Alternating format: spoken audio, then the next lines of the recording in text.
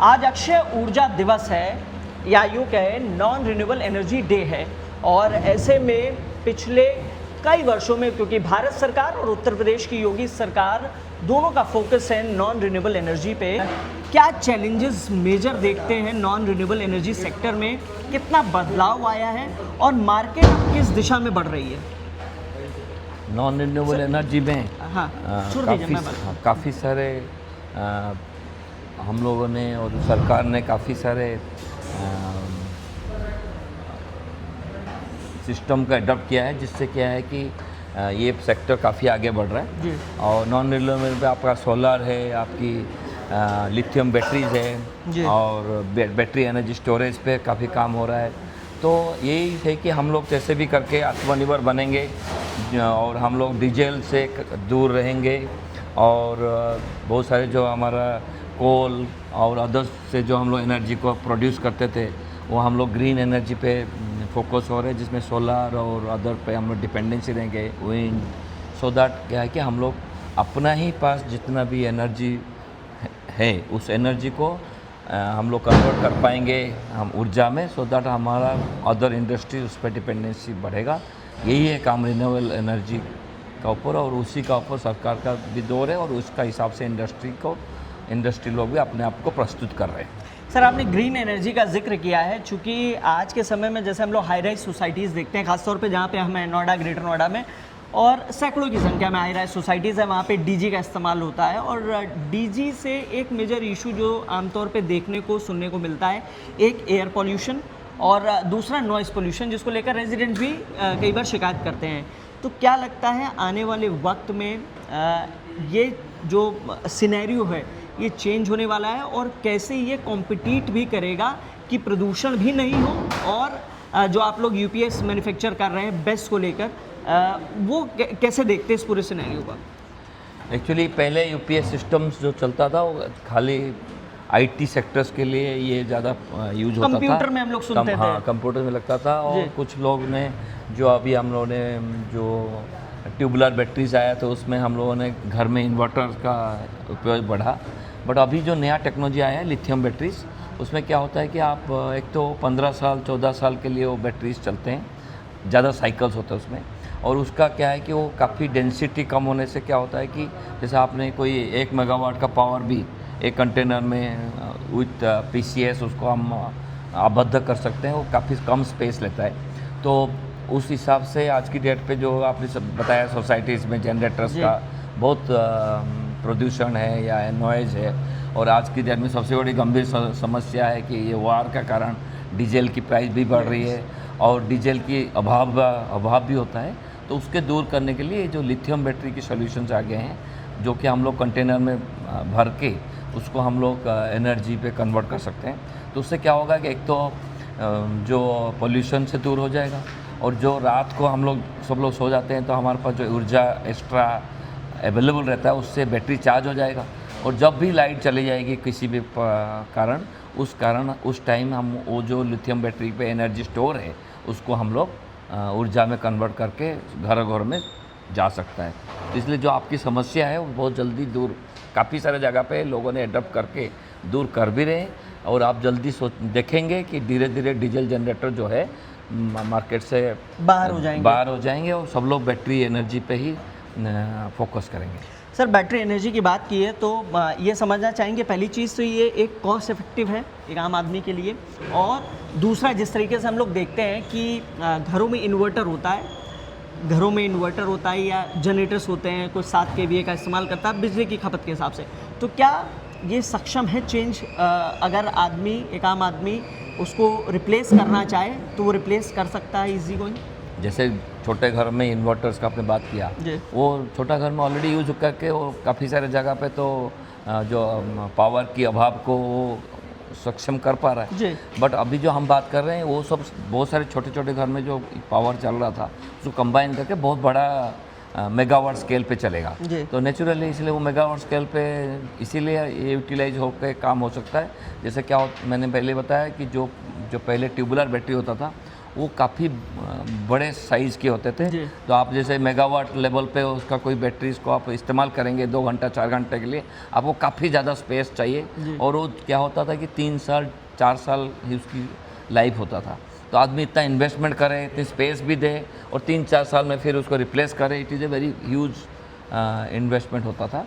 तो अभी lithium battery की जो आने का बाद क्या हुआ कि वो 14 से 15 साल की लाइफ हो जाता है और उसमें क्या है कि वो स्पेस काफ़ी कम लेता है।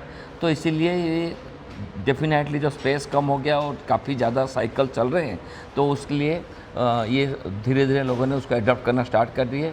और काफ़ी स्पेस कम होने से क्या होता है कि उसके कारण मेगावाट लेवल पे भी जो जनरेशन है उसको हम लोग कम स्पेस पे आबद्ध करके उस एनर्जी को घर घर तक पहुंचाया जा सकता है।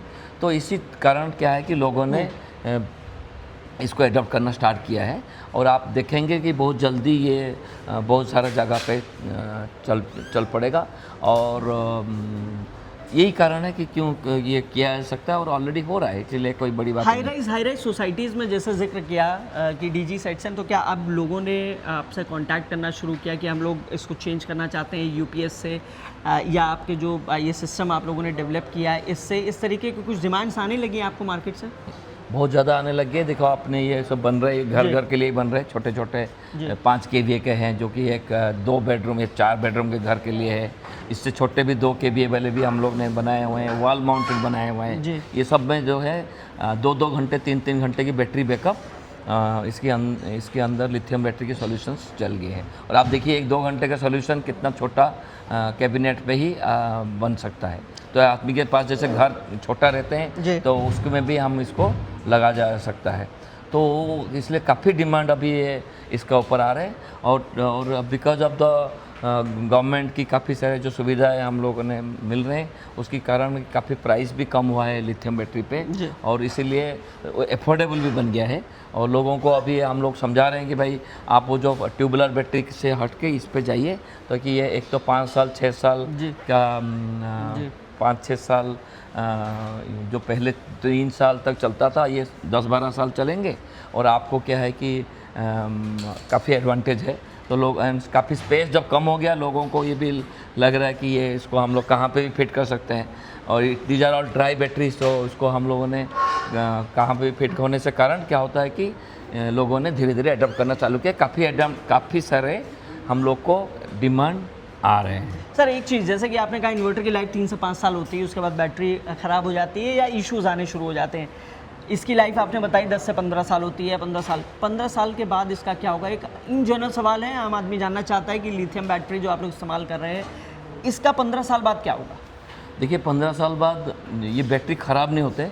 जैसे पहले 2 घंटा बैकअप दे रहा था तो 10 साल बाद हो सकता है 1.5 घंटा देगा और 15 साल बाद वो 1 घंटा या 40 मिनट पर आ जाएगा। तो इसकी एप्लीकेशन किसी और साइड अदर जगह पे चली जाएंगी। वो बैटरीज जो है खिलौने में लग सकते हैं और अदर जगह पे ये बैटरी को कन्वर्ट कर दिया जाएगा।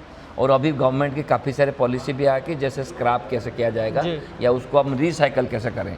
लिथियम बैटरी को जब अपने पाउडर फॉर्म में उसको क्रश कर दिया जाए तो उसमें से डिफरेंट केमिकल को भी अलग करके उसको रिसाइकल करके भी उससे हम लोग नया बैटरी नया चीज़ उसमें बनाया जा सकता है। ये भी यूपीएस बनने पीछे हम लोग के जो हम लोग देख पा रहे हैं ये पीसीएस बोलते हैं। जो आपका जैसे यूपीएस बताया घर घर में जो जब जाएगा तो वो एक उन्नत धरण का इन्वर्टर बोला जा सकता है, उसको पीसीएस बोला जाता है।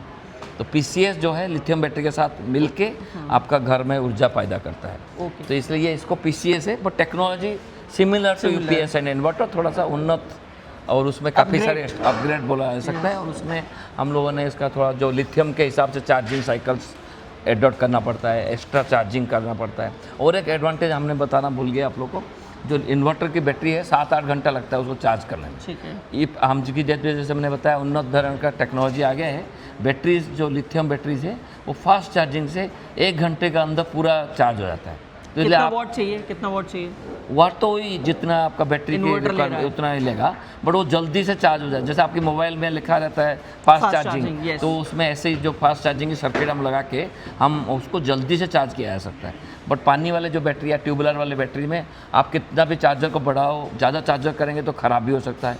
आग लग सकता है और 7-8 घंटे में चार्ज होना ही होना है। इसलिए आपने एक बार पावर लिए तो फिर आपको 8 से 10 घंटा की रिक्वायरमेंट रहेगी फिर उसको और एक बार साइकिल देने के लिए। तो इसलिए मल्टीपल साइकिल आप दिन में ले सकते हैं जहाँ पे जल्दी जल्दी पावर आउटेज होती है। सर जैसे कि हम लोग समझ पा रहे हैं केंद्र की गवर्नमेंट है, मोदी सरकार हो गई, उत्तर प्रदेश की योगी सरकार हो गई, ये सबका फोकस आज के समय में 3 सेक्टर पे मेजर है।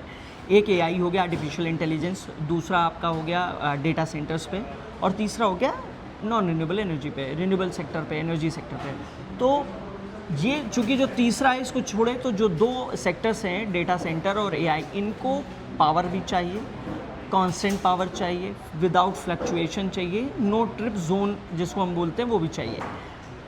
इसमें कितना हेल्पफुल है ये एनर्जी सेक्टर? जैसे data centres are called to be power guzzlers, they take most of the power. और आज की डेट में जो एनवीडिया के चिप्स आ रहे हैं, जो एआई के चिप जैसे आप बता रहे हैं, वो भी बहुत ज़्यादा पावर कंजप्शन है। तो डेफिनेटली हमारे पास जितने पावर के उत्पादन हो रहा है उस पावर के उत्पादन के हिसाब से ये सफिशिएंट नहीं है। जैसे 2-3 साल में लोगों को रिक्वायरमेंट गीगावाट लेवल पे आ रहे हैं, वो उसके हिसाब से हम लोग जल्दी से जल्दी रिन्यूएबल एनर्जी पे डिपेंडेंसी नहीं बढ़ाएंगे तो वो हम लोग डाटा सेंटर तो बना देंगे बट उसके लिए पावर नहीं होगा। तो पावर नहीं होगा तो डाटा सेंटर चलेंगे नहीं। तो इसलिए जो गवर्नमेंट की जो एडॉप्शन है towards lithium battery and towards renewable energy, ये बहुत ज़रूरी है। और उससे क्या होगा कि हम लोग ने जो बैटरीज और रिन्यूएबल एनर्जी पे हम लोग जो फोकस कर रहे हैं तो वो आपके पावर्स को एनहांस ही करेगा। तो इसलिए आपको जो गीगावाट लेवल की बैटरी की पावर की रिक्वायरमेंट है, हम बैटरीज और ये सब में स्टोर करके वो लोग को दिया जाएगा तो वो सब इंडस्ट्री भी काफ़ी आगे बढ़ जाएंगे। इसलिए तीनों जो सेक्टर बताया, तीनों सेक्टर में power is a very big requirement और उसके लिए बहुत ज़्यादा काम करना भी पड़ रहा है और किया जाएगा, तब जाके ये सब इंडस्ट्री काफ़ी आगे बढ़ सकते हैं। सर अगर बात करें, चूँकि आने वाले वक्त में जैसा कि आपने बताया कि एनर्जी सेक्टर में डिमांड भी लगातार बढ़ रही है, नई नई फैक्ट्रीज इस्टेब्लिश्ड हो रही हैं, तो क्या लगता है कि ये कब तक बीट कर पाएंगे या क्या चैलेंजेस बतौर इंडस्ट्रियलिस्ट आपको दिखता है आने वाले वक्त में? नहीं, डेफिनेटली जितना जल्दी इंडस्ट्री बढ़ रहा है उसके हिसाब से हमारा भी जो रिन्यूएबल एनर्जी और पावर की जो उत्पादन शक्ति है वो बढ़ाना ही पड़ेंगे, नहीं तो तालमेल तो नहीं बन पाएगा। तो अभी तो काफ़ी हद तक हम लोग जितना हमारा टारगेट है उससे ज़्यादा आगे पे जा रहे हैं।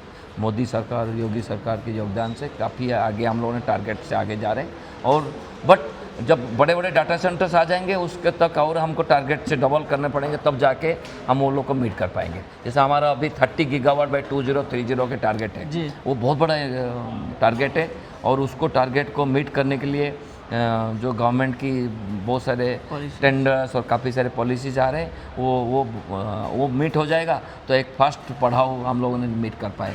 उसके बाद नेक्स्ट की रिक्वायरमेंट आ जाएगी, क्योंकि हर कस्टमर, हर बड़े बड़े इंडस्ट्री, हर लोग इंडिया को एज ए पीसफुल कंट्री के हिसाब से भी इंडिया को बहुत ज़्यादा प्राधान्य दे रहे हैं कि यहाँ पे डाटा सेंटर्स आए और उसके लिए डाटा सेंटर्स रिक्वायर बिगर पावर और वो पावर सेक्टर को बढ़ाने पड़ेंगे। जो हमारे टारगेट्स है उससे आगे भी बढ़ने पड़ेंगे। एक आखिरी सवाल, नॉन रिन्यूएबल एनर्जी सेक्टर जिसका हम जिक्र करते हैं और बातचीत कर रहे हैं आपसे, इसको स्टोर कैसे करते हैं? मतलब एक आम आदमी है जैसे ये समझना चाहिए कि इसको एनर्जी को कैसे स्टोर कर रहा है, या एनर्जी कैसे स्टोर या एनर्जी सेव कर रहा है?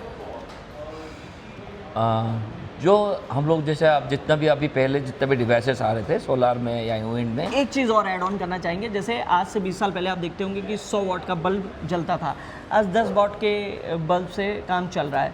एनर्जी भी सेव हो रही है, आम आदमी की जेब पर भी जो असर पड़ता था, पहले जो खपत होती थी 10 वाट की 20 वाट के दिन में, अब वो 5 वाट 4 वाट 2 वाट में हो जाती है। कैसे? तो ये तो टेक्नोलॉजी ने काफ़ी एडॉप्ट कर रहा है कि जो पहले 100 वाट की बल्ब जितना ऊर्जा पैदा करता था, जितना लाइट आप लोगों को घर के लिए चाहिए था, वो 10-15 वाट पे हो रही है। बट लोगों की रिक्वायरमेंट भी बढ़ रही है। जो पहले 1 बेडरूम में रहता था आज वो 3 बेडरूम में रहना चाहता है, तो डेफिनेटली रिक्वायरमेंट भी बढ़ रही है। और दूसरा क्या है कि जो एनर्जी से देखो, एनर्जी सेविंग में सब लोग को प्राथमिकता दिया जाना चाहिए। Education is always very very important कि आपके कोई एक्स्ट्रा एनर्जी वेस्ट ना हो। वो आम आदमी से क्या अपील करना चाहेंगे एनर्जी सेव आम आदमी के लिए कि जितना ज़रूरत है उससे ज़्यादा यूज मत किया जाए।